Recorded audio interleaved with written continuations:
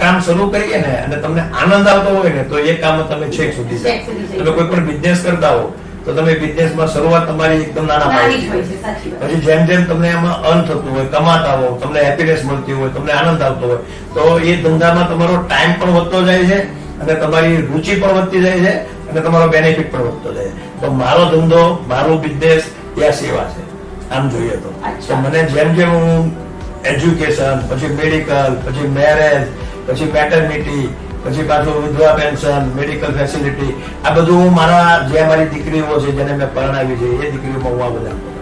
એટલે આના પરથી મને એવું લાગે છે કે આજના જનરેશન એક મેસેજ બહુ સારો જાય છે કે કોઈ પણ શરૂઆત નાની જ હોય છે અને બસ એ ખાલી શરૂ કરો અને એમાં ઇન્ટરેસ્ટ રાખો એટલે ઓટોમેટિક રસ્તા આગળ આપણને દેખાશે. તમે ઇન્ટરેસ્ટ રાખો એટલે રસ્તા મળે. મળે. તમે ઇન્ટરેસ્ટ ને થોભાવી દો છો કે મારે આ નથી કરવું તો પછી આમાં તમને રસ્તાઓ કોઈ મળવાના નથી.